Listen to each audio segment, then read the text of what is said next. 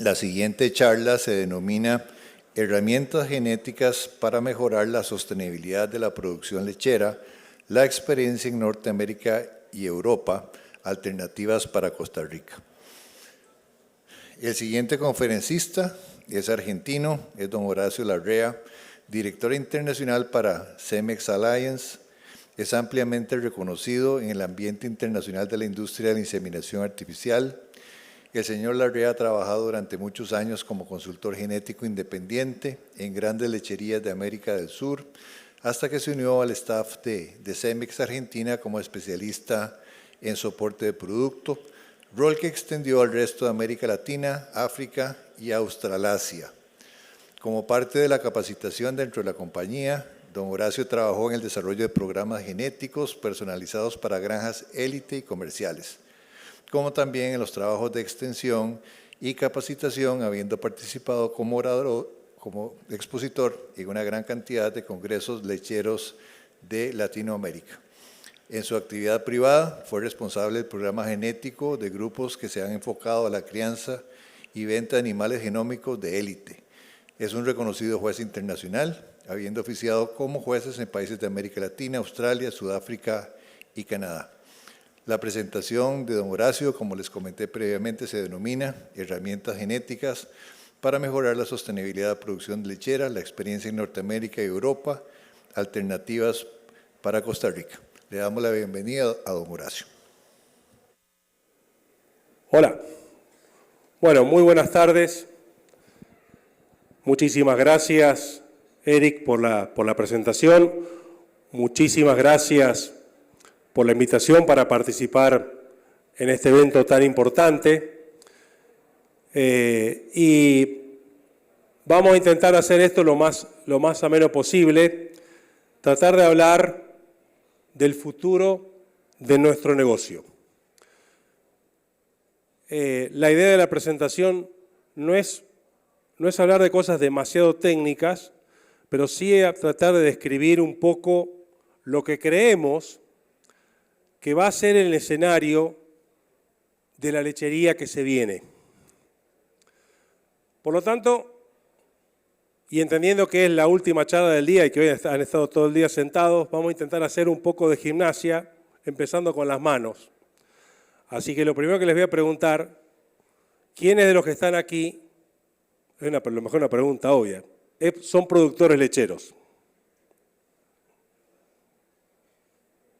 ¿Está? Muy bien. Y van entrando más. Ahora le voy a hacer otra pregunta. ¿Quién está preocupado por el futuro de su explotación?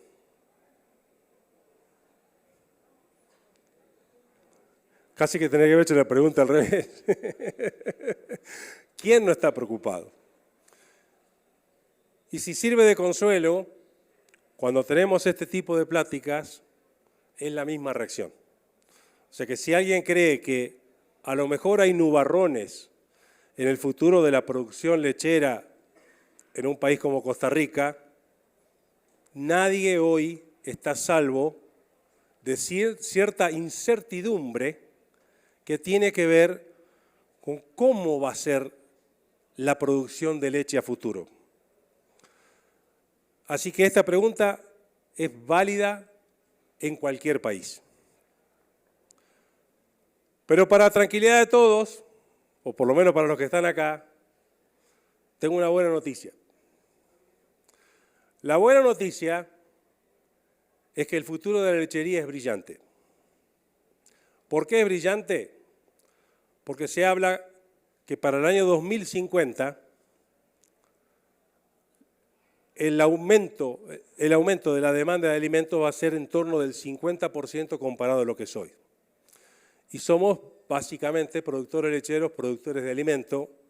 Quiere decir que la demanda de nuestro producto está asegurada.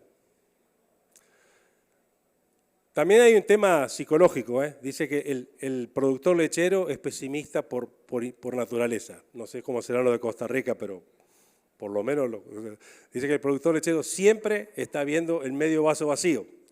Pero ¿qué pasa? Mira el medio vaso vacío, pero también es el más resiliente de todos los productores agropecuarios y posiblemente de cualquier otra industria. Tenemos una actividad tremendamente dinámica, tremendamente desafiante, quizás una de las pocas que todos los días las novedades son una mala noticia. Y sin embargo, ¿cuánta gente ya son varias generaciones de productores lecheros? Quiere decir que la resiliencia está.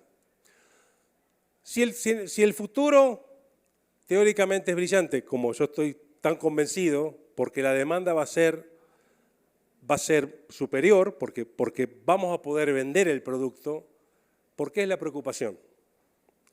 Porque la preocupación es la incertidumbre en qué escenario vamos a tener que producir. Y si bien después voy a hablar de sustentabilidad ambiental en la producción lechera, que es uno de los temas que más se está incluyendo en cualquier congreso de productores, porque obviamente tiene una enorme vigencia, primero tenemos que hablar de la sustentabilidad del negocio, o sea, la sustentabilidad del bolsillo del productor lechero. ¿Por qué? Porque cuando uno ve lo que pasa en cada país, en las distintas generaciones, uno va viendo que cada vez hay menos productores, pero que a la vez tienen cada vez más vacas. Si hay un mensaje para llevar en cualquier presentación de productores lecheros, sobre todo para los jóvenes, es decirles que si alguien cree que porque su padre o porque su abuelo fue un excelente productor y fue muy exitoso produciendo leche bajo ciertas circunstancias en el pasado, replicando el modelo que aplicó su padre o su abuelo va a tener éxito, seguramente está equivocado.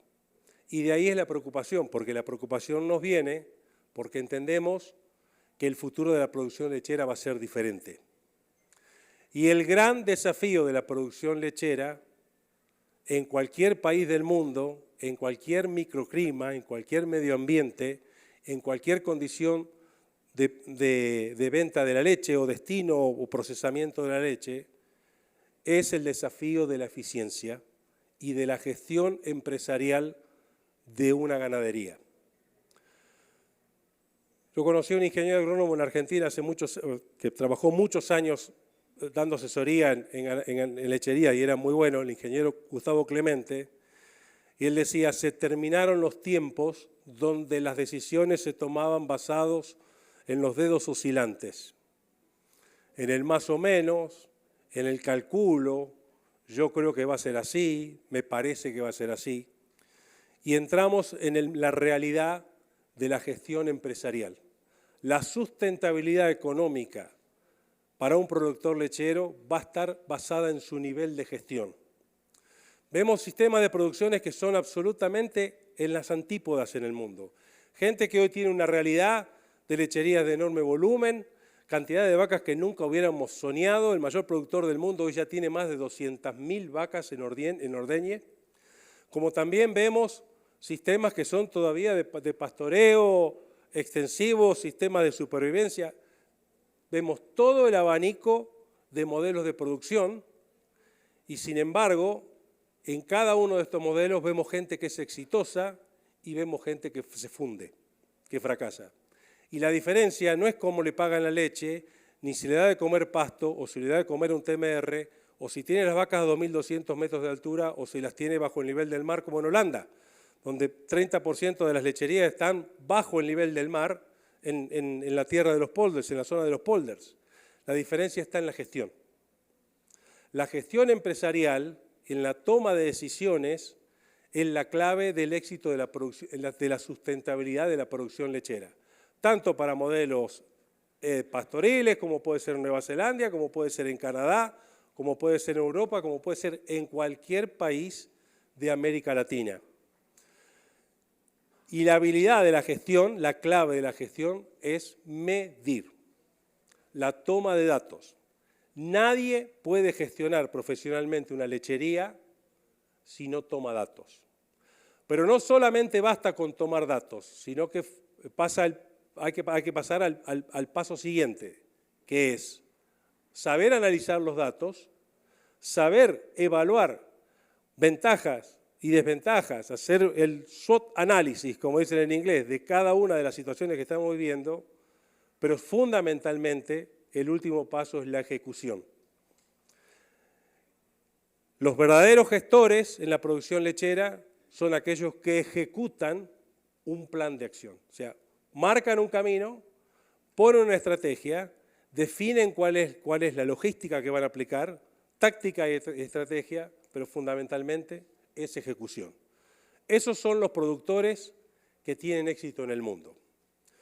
Esos son los productores que logran tener sustentabilidad en su negocio. Sobre todo en un negocio donde es imposible evitar, independientemente del modelo, la alta tecnificación. La lechería del mundo avanza gracias a nuevas tecnologías a hacer una producción tremendamente específica y altamente tecnificada. Gracias a esa tecnificación, uno de los cambios enormes de paradigma que estamos viendo en las lecherías era que cuanto más grande se hacía el grupo de vacas para manejar, más fantasma se hacía el manejo de las vacas. O sea, perdíamos la individualización de las vacas para pasar a manejar poblaciones. La vaca que era buena para el sistema era la vaca que llamábamos anónima, la vaca que no daba ningún problema, la que pasaba desapercibida, quiere decir que era muy eficiente, que se manejaba muy bien dentro de la población. Gracias a las tecnologías que tenemos hoy, ¿qué es lo que empezamos a descubrir? Que hay muchas vacas que son anónimas, pero que son tremendamente haraganas. Y nuestro negocio es la de transformar comida en leche. Nuestra eficiencia es la de transformar la mayor cantidad de lo que vamos a vender, ya sea leche en volumen, en los países donde pagan en volumen, o kilogramos de sólidos, con la menor cantidad de comida posible. De ahí que hoy los programas de software, los programas de gestión, los collares, el manejo individualizado de las vacas y el perfectamente tener identificadas cuáles son las vacas eficientes, cuáles son las vacas intermedias y cuáles son las vacas menos eficientes, son fundamentales para tener un muy buen nivel de gestión de una granja. Pero nuevamente, luego viene la ejecución. No me sirve de nada saber cuáles son mis peores vacas si no tengo una estrategia para sacarlas del rebaño. Acabamos de ver una presentación donde hablan números de Nueva Zelanda, del trabajo hecho por la doctora, por Esther Donkestad, a quien tuve el placer de conocerla hace poco en Argentina, y precisamente me compartió los datos que compartían hoy, donde dentro de una misma población el cuartil superior da 60 kilos más de sólidos totales en un manejo como el de Nueva Zelanda que el cuartil inferior. La pregunta que uno tiene que hacerle a cualquier ganadero dice, ¿qué está haciendo con el cuartil inferior? Dígame cómo lo va a sacar, dígame cómo lo va a eliminar. ¿Por qué? Porque usted tiene un montón de vacas dentro de su rebaño que son menos eficientes que las otras. La misma pregunta, la misma diferencia se da en cualquier modelo de producción. En cualquier modelo de producción hay vacas más eficientes que otras. La estrategia de gestión, y cuando vamos a hablar ahora de programa genético, es precisamente la de asegurarnos que dentro de una población de vacas, dentro de una granja de alto nivel tecnológico, con alto nivel de gestión, la peor vaca, siempre va a haber alguna peor, es suficientemente buena para que sea merecedora de ocupar el lugar que ocupa. Y pongo siempre una analogía. Un productor lechero, un ganadero, es como el dueño de un hotel. Es como tener un hotel. Uno tiene un hotel que tiene 200 habitaciones, como si fueran el lugar que ocupan las 200 vacas. El hotel está completo, las 200 habitaciones están ocupadas, por lo tanto uno cree que el negocio está funcionando muy bien. Pero hay un problema. Cada huésped decide cuándo se va, cuánto va a pagar por la habitación. Y ya ahí el negocio se complica. Porque si yo tengo $60 de costo para mantener cada habitación limpia y en condiciones, si un señor que se pasó la semana con la familia se va contento y me paga $80 por día, por noche de habitación, no hay ningún problema, me va perfecto. Pero puede pasar que venga un señor que por la misma semana decida pagarme 40. Y ya ahí el negocio se complicó, porque está ocupando una habitación que tiene un costo mayor que lo que me está facturando. Pero hay un caso mucho peor. El caso mucho peor es de un señor que está con la familia una semana y cuando llega la semana dice, no le voy a pagar nada por la habitación y me voy a quedar una semana más. Yo le hago una pregunta y que se ponga la mano en el corazón. ¿Quién mandó a carnicería una vaca preñada? Nadie. Síndrome del productor lechero. Vaca que se preña, vaca que sobrevive un año más. Un año más. Es un salvoconducto de vida. Un año más. ¿Qué va a pasar? Si fue mala en el primer parto, si estuvo en el cuartil inferior del primer parto, es muy raro que se le ocurra en segundo parto amanecer una mañana y decir, ahora se me ocurrió dar leche, ahora voy a empezar a producir. No. Seguramente en segundo parto va a ser tan perra como fue en primer parto. Y corre mucho riesgo de volver a preñarse. ¿Estamos? ¿Por qué? Porque segura siempre pasa, genéticamente sabemos que hay una correlación negativa, o suele haber una correlación negativa entre los rasgos de producción con los rasgos de fertilidad. Por lo tanto, las vacas menos lecheras tienden a preñarse más rápido. Y como esta sabe que si no se preña se va, seguramente va a buscar algo para preñarse. Nuevamente, lo pongo como ejemplo para ser conscientes que no se trata solamente de tomar datos y de gestionar, sino de ejecutar. La vaca que es peor se tiene que ir. ¿Por qué? Porque está ocupando un lugar que tendría que ocupar una vaca buena. Otra pregunta, para hacer esto más activo. ¿Cuál es la unidad de producción en una lechería? ¿Quién cree que es la vaca? La unidad de producción de una lechería. No tengan miedo, acá no hay aplazados, ninguno va a presa. ¿Quién cree que es la vaca? La vaca. ¿Quién más cree que es la vaca? Lamentablemente no. Es el lugar que ocupa la vaca.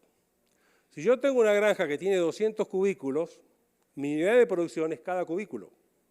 Si yo tengo una granja que tiene capacidad para pastoreo de 300 vacas, mi unidad de producción es el espacio que va a ocupar cada una de esas 300 vacas. Yo tengo que decidir qué vaca voy a tener.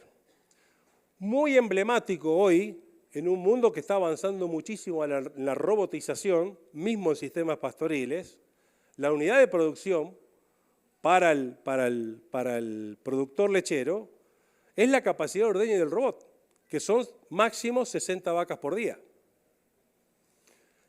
Un robot va a tardar 7 minutos en preparar la vaca para el ordeñe. Estamos, o sea, lo tienen calculado, entre que la vaca entra, el robot acomoda la pezonera, limpia, seca, estimula, hace todo el proceso, son 7 minutos. Va a tardar 7 minutos para ordeñar una vaca que da mucha leche, pero también va a tardar 7 minutos para ordeñar una vaca que da muy poca leche. Por lo tanto, si yo soy capaz de comprarme el último chiche de la tecnología, que es tener un robot para ordeñar vacas, yo tengo que tener muchísimo cuidado a qué vaca le voy a dar derecho a usar mi chiche. ¿Por qué? Porque el chiche es carísimo. Ese robot es carísimo. De ahí que lo que estamos haciendo es trabajar en algo que llamamos presión de selección genética. Fue muy interesante en la primera charla cuando hablaba de la diferencia entre medir genética y tener un programa genético. El programa genético es parte de un programa donde se pone presión de selección genética. La presión de selección genética significa que yo no solamente a través de un programa genético voy a generar la nueva camada de vaquillas, que son las que voy a ordeñar, sino que lo que me voy a asegurar es que la peor vaquilla que va a entrar es merecedora de estar ahí adentro. Entonces lo que voy a eliminar son todas las vacas en forma voluntaria, que a pesar de que están sanas y a pesar de que están preñadas, no son suficientemente productivas para que merezcan vivir en mi lechería. Fíjense que todavía ni pasé el segundo slide. ¿Por qué? ¿Por qué es? Porque primero, antes de hablar de sustentabilidad ambiental, primero tenemos que hablar de sustentabilidad del negocio. Porque si no, no se hagan ningún problema, no van a causar ningún efecto en el medio ambiente porque van a salir del negocio. Todos los días cierran centenares de lecherías en el mundo. Y eso se debe a que hay gente que no le encuentra la sustentabilidad del negocio. ¿Estamos? ¿Por qué? ¿Alguien cree que la leche va a subir? Circunstancialmente. Después va a bajar. ¿Alguien cree que va a llover siempre? No, va a haber sequía también. ¿Alguien cree que siempre va a haber sequía? No, en algún momento va a llover. Así que es muy fácil hacer el pronóstico del medio ambiente. La leche va a subir y va a bajar, si sobra o si falta, y va a llover o no va a llover, y va a sobrar pasto o no va a sobrar pasto, va a valer más el maíz o va a valer menos. Ese es el escenario donde viven los productores lecheros del mundo. Y no es que llueve para este y para este otro no llueve, por este le va bien, este le va mal. No, al que le va bien es el que encuentra la gestión, que lleva adelante la gestión, que le permite producir más eficientemente que la media de los que están en ese país. Por eso sobrevive. ¿Y qué pasa? Hay gente que, mientras algunos cierran, hay gente que crece. Crece, crece, crece, crece, crece. Ahora, si todos estos problemas no fueran suficientes, ahora viene el problema de que una amenaza que tenemos, no sé si es la palabra correcta amenaza, olvídensela, que uno de los nubarrones que tenemos y uno de los desafíos que tenemos para adelante es llegar a cumplir un objetivo. Ahora sí, voy a la segunda.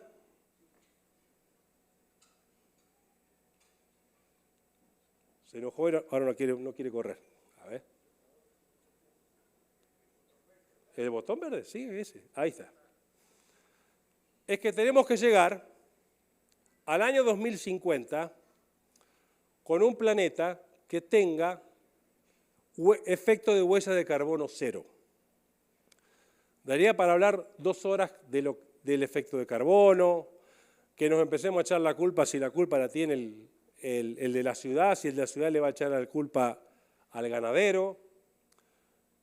Yo creo que lo importante de esto es entender, ser proactivos y ver dentro de lo que está en nuestras manos qué es lo que nosotros podemos hacer para llegar a este objetivo que es para el año 2050 neutralizar, o sea, no cambiar el nivel de emisión de gases de efecto invernadero. Creo que eso es muy importante remarcarlo, porque por ahí hay gente que no sabe que los gases de efecto invernadero son fundamentales para que haya vida en la Tierra. Lo que complica es que cambia el nivel. Ahora hay una capa más densa de estos gases que son los que empiezan a crear el problema del recalentamiento global. Pregúntenle a cualquier productor de este año en Europa, España, Italia, que tuvieron días de casi 50 grados. Estamos, cosa que nunca había pasado. O sea que si alguien no quiere ver que efectivamente estamos viviendo un cambio climático, creo que es de necio. O sea, la realidad es que sí está cambiando. Que no son los productores agropecuarios los principales responsables de este cambio, yo creo que es una gran verdad, que lamentablemente no es lo que cree la media de la población. Nuestro gran desafío dentro de esta etapa intermedia, que es entrar en este nuevo proceso de sustentabilidad ambiental es precisamente tener la capacidad de lograr llegar a las masas y poder explicar nuestra verdad.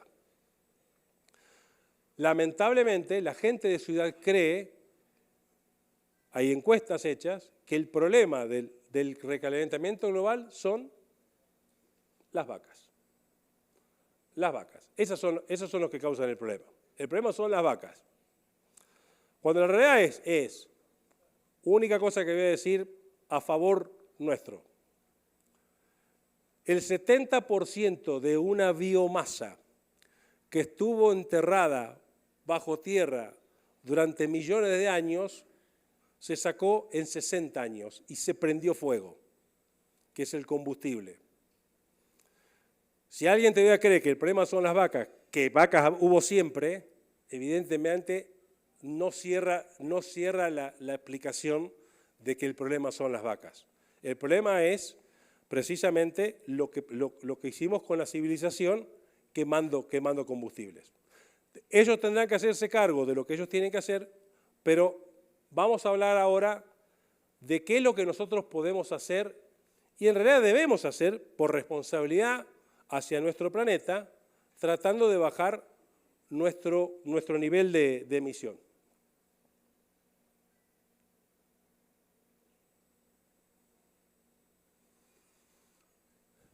La gran estrategia global para bajar el efecto de emisión de metanos, que es el gas de efecto invernadero que producimos nosotros en la producción lechera, para tratar de hacerlo lo más simple posible, es producir más con menos. ¿Qué es lo que tenemos que tratar de hacer? Es ganar en eficiencia, aumentar en productividad y bajar la población de vacas. Simple y llano como esto. La realidad del desafío es que no en todos los países están yendo a la misma velocidad. No es lo mismo hablar esto aquí en Costa Rica que hablarlo en Holanda, por ejemplo, país donde para el año 2026, o sea, pasado mañana,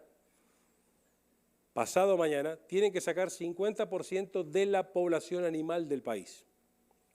50% de las vacas, de los caballos, de los cerdos, de las ovejas y de los pollos. Y ya es ley y ya no hay forma de evitarlo.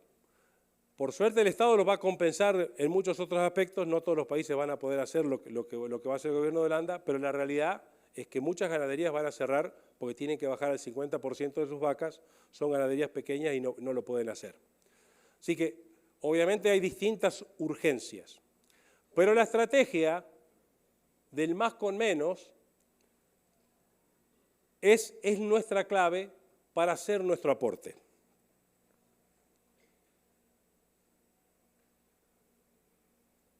Primero de todo es aumentar la producción por hectárea de comida.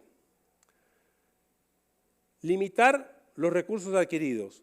Cuanto menos tengamos que dar de proteína y de nitrógeno, mejor. El gran desafío, especialmente en Europa, es el manejo de estiércol. En Europa hoy, cualquier ganadero que hace por ejemplo, construye una sala de ordeñe, gasta más en toda la estructura de manejo de efluentes que lo que gasta se volvió para atrás. Gasta más en hacer la estructura de manejo de efluentes que lo que gasta en la sala de ordeñe, aunque ponga un rotativo. A ver si vuelve para atrás. No, volvió para adelante. Sigue avanzando, ¿eh? Bueno. Estoy apretando este, ¿eh?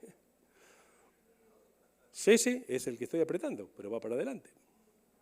A ver, si yo estoy loco.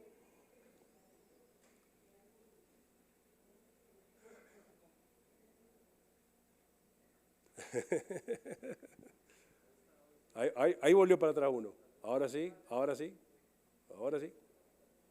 Vamos para atrás. ¿Puede ser? No, ese fue el final. Ahora sí. Uno más. Ahora sí. Bueno, no, pero ahora, capaz que ahora funcione. Bueno, el siguiente paso es la eficiencia alimentaria. Dentro de los rasgos de selección genética que más peso van a tener en los próximos años, son dos. Sin duda, el más importante es eficiencia alimentaria. No vamos a hablar de cuántos kilos de sólidos da una vaca, lo que vamos a hablar es de cuántos kilos de sólido da por cada kilo de materia seca que consume. Y lo que necesitamos es tener vacas que cada vez conviertan mejor. Y en eso hay un componente genético importante con el que estamos trabajando. El segundo es la resistencia a enfermedades. La resistencia a enfermedades en forma general, si bien independientemente son rasgos de baja heredabilidad, como también hoy lo mencionaban en la primera presentación y decían los rasgos de baja heredabilidad tienen menos respuesta a la selección genética, tardamos más años para poder ver resultados, no quita el impacto económico que tiene tener vacas que transformen mejor lo que comen y vacas que tengan menos costo de mantenimiento porque se enferman menos y también con una producción lechera más saludable, menos antibióticos, menos hormonas, menos tratamientos, un producto mucho más natural. Desde el punto de vista genético, esos son los dos principales rasgos que vamos a enfocar sí, señor, en los próximos años. La otra cosa que es fundamental y tiene que ver con la resistencia a enfermedades es que vamos a necesitar aumentar la durabilidad de las vacas. Y la durabilidad de las vacas hay un componente genético de selección por longevidad, pero el mayor componente es de medio ambiente. Y estas tecnologías que estamos aplicando, collares, dietas mucho más equilibradas, dietas individuales en muchas granjas, están enfocadas precisamente en tratar mejor a cada vaca y tratar de que las vacas estén más tiempo produciendo y, importante remarcar, en forma eficiente. O sea, no se trata de mantener un cotolengo de vacas, que una renga, la otra con mastitis, porque las quiero dejar, sino que tienen que ser vacas que lleguen a una edad madura, que lleguen a un cuarto parto, en perfectas condiciones, con un alto nivel de eficiencia de producción. La maduración normal de una vaca lechera es que en primer parto, por buena que sea, lo lógico es que en segundo parto tiene que producir un 20% más que en primero, por maduración biológica. Y en tercer parto tendría que dar un 10% más que en segundo, nuevamente por maduración biológica. Pero eso solo ocurre si la vaca está sana, si se mantuvo sana.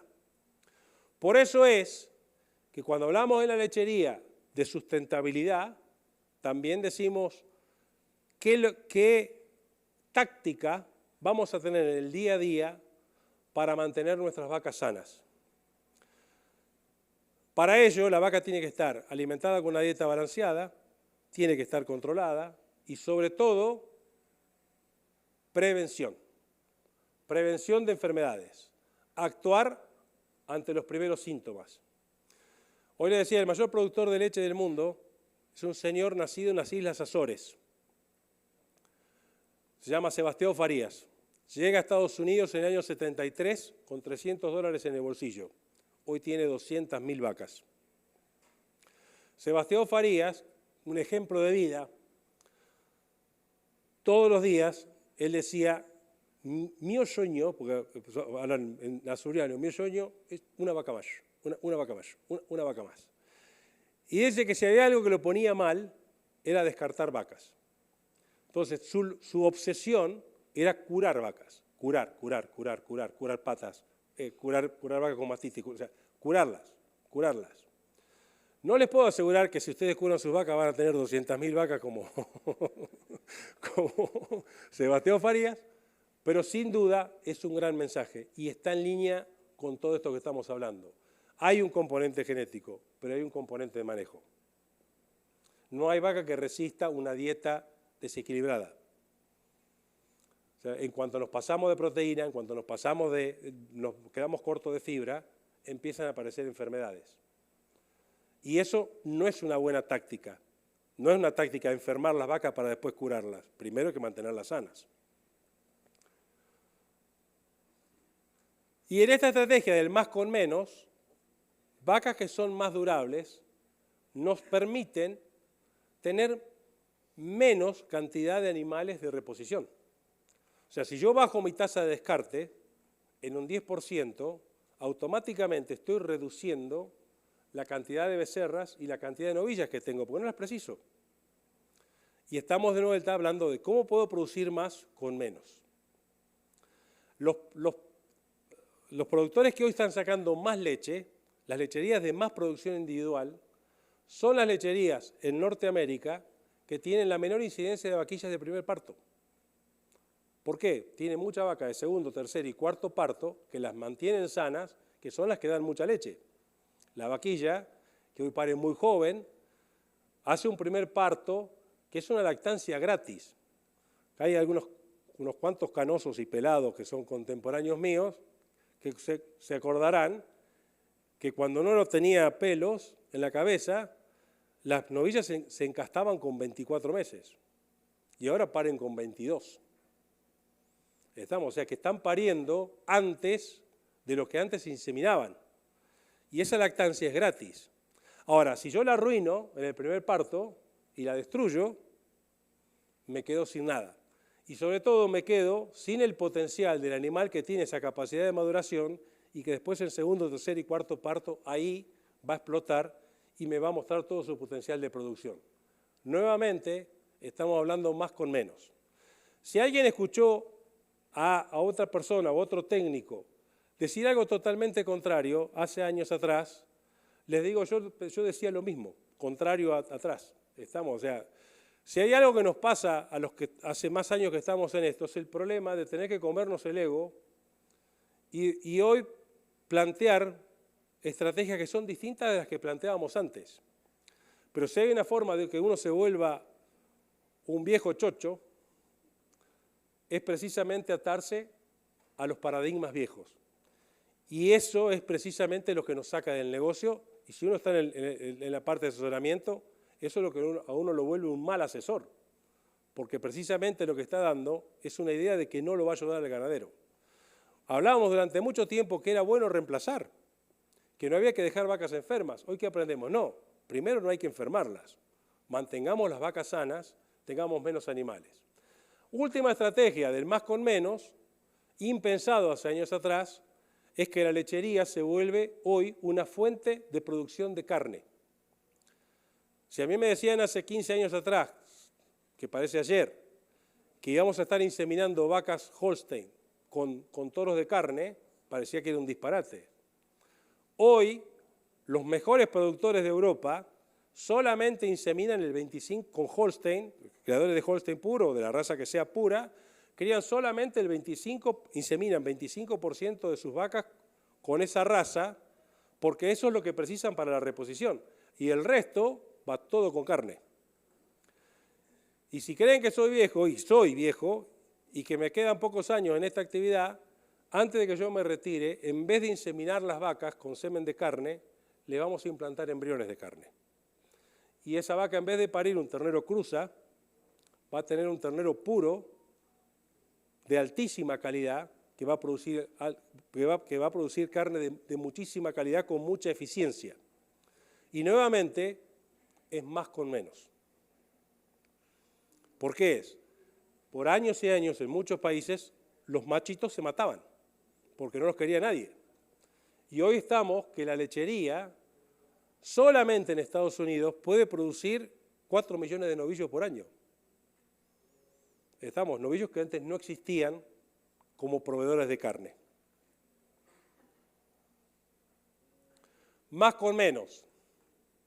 En el año 1950, en Estados Unidos había 25 millones de vacas lecheras. Hoy apenas superan los 9 millones de vacas. Sin embargo, esas 9 millones de vacas producen 60% más de volumen de leche total que lo que producían las 25 millones de 1950.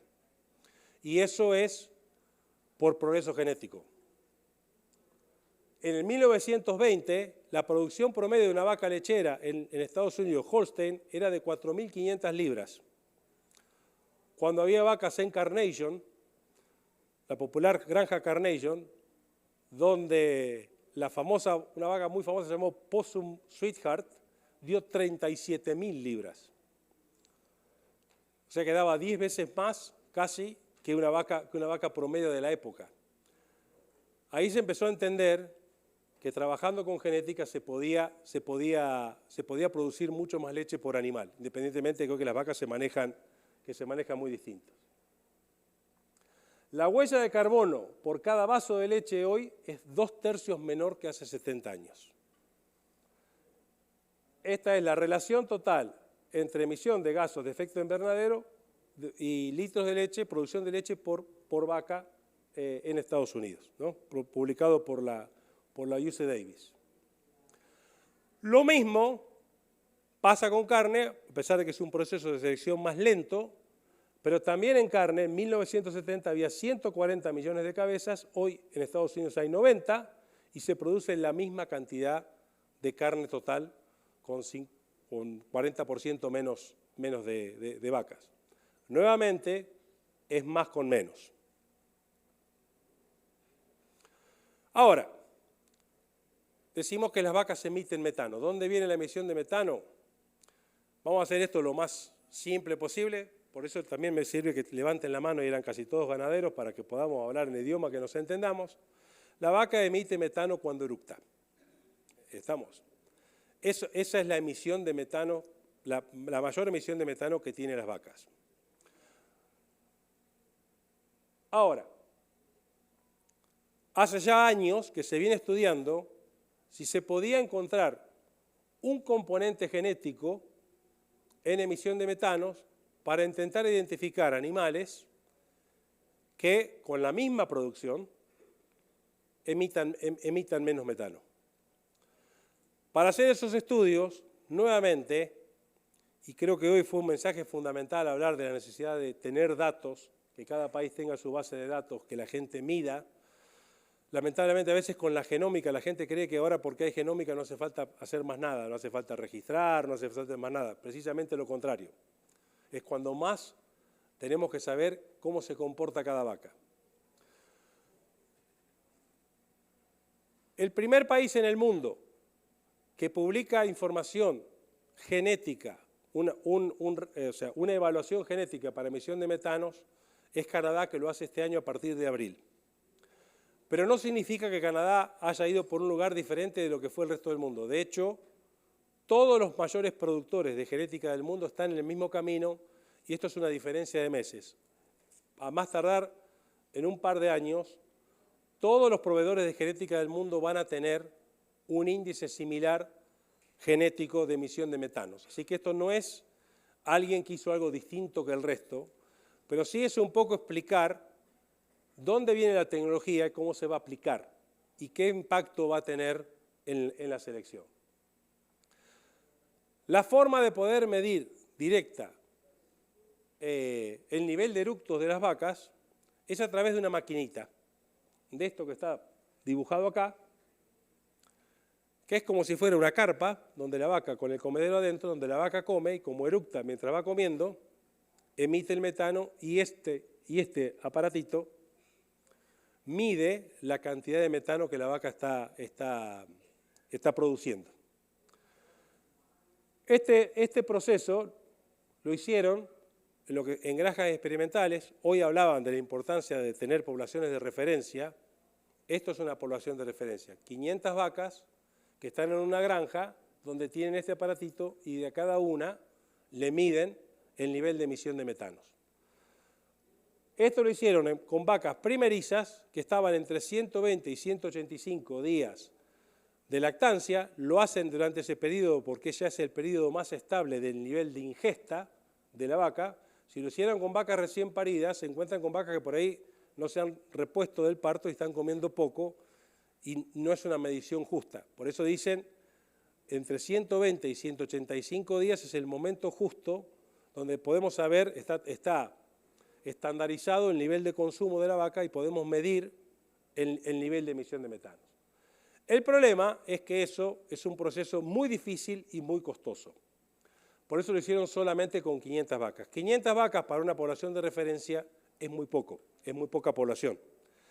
Si el estudio se hubiera fijado solamente en esto, no hubiera dado ningún resultado porque 500 vacas no es una población lo suficientemente importante para poder tener resultados incontrastables. Pero nuevamente, y ahí viene lo bueno de tener datos, es una entidad que se llama CDN en Canadá, que es la que concentra, es la que edita las pruebas de progenie, ¿no? Las evaluaciones genéticas, pero concentra la base de datos de todas las entidades de control del país, tenía 13 millones de análisis de muestra de leche, donde lo que pudieron hacer es validar lo que decía el aparatito, el GreenFed, en esas 500 vacas, con los 13 millones de lactancias, y encontraron un 85% de correlación.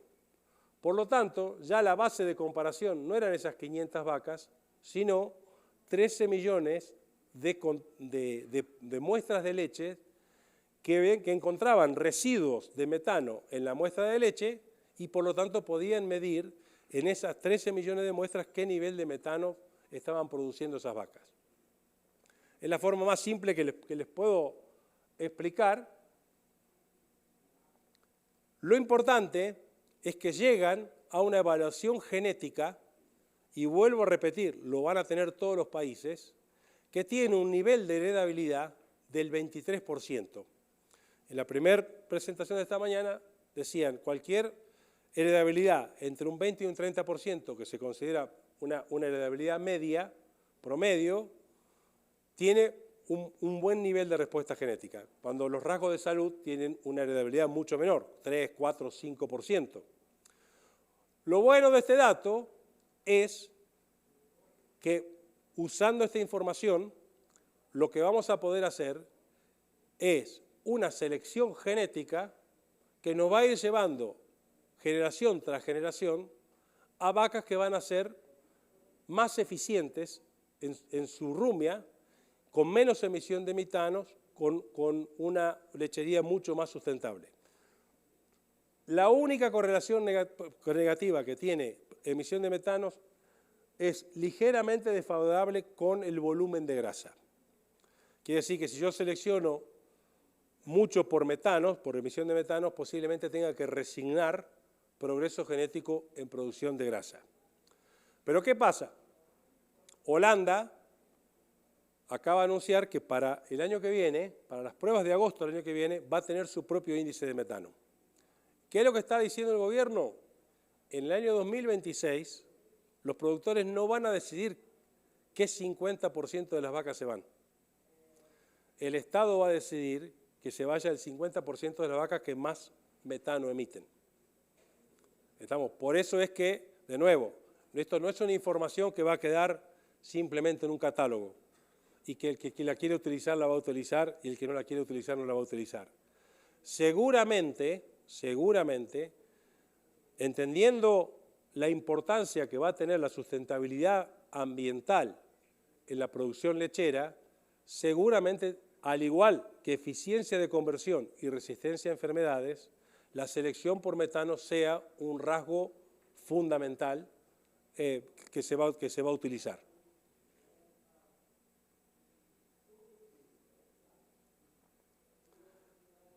Salvo por la producción de grasa, o sea, la eficiencia del metano es independiente de la producción. O sea, hay animales que son muy buenos en emisión de metano, son muy bajos, con alta producción de leche y alta producción de proteína. O sea, no es que porque selecciono por metano me quedo con vacas poco lecheras. La heredabilidad de emisión de metano está al mismo nivel de los rasgos de producción de leche, grasa y proteína. Quiere decir que puedo seleccionar por producción y por metano al mismo tiempo, con la misma intensidad y con el mismo nivel de progreso genético. Los valores genéticos están disponibles a partir de 2023 y nuevamente reitero que esto no es solamente algo que pasa en Canadá, sino que va a pasar en todo el mundo. Y lo último, algo que cuando yo lo vi me resultó muy chocante, cuando me explicaron qué era. A propósito, no puse ningún indicador de qué se trataba. Esta foto que ustedes están viendo acá fue publicada por National Geographic y muestra una familia tipo americana, con 2 hijos, con una mascota, y todo lo que ustedes están viendo alrededor es la comida que tira por año una familia tipo americana. Cuando hablamos de hoy de ser sustentabilidad ambiental, toda esa comida es energía que se ha gastado y que lamentablemente nadie aprovecha. La otra cosa es que si alguien cree que esto pasa en Estados Unidos, la información de la FAO es que donde más comida se desperdicia es en los países de tercer mundo, donde llega al 40%. Y la comida se desperdicia porque se pierde en la cadena de distribución. Si alguien cree que esto no es chocante, yo realmente creo que es para analizar. Así que bueno, muchas gracias. Muchísimas gracias, don Horacio. Muy interesante su plática y lo hizo en un tiempo récord por la gran cantidad de información. Vamos a abrir un periodo breve de preguntas para que o comentarios que cualquiera de ustedes quiera hacerle sobre la presentación a don Horacio.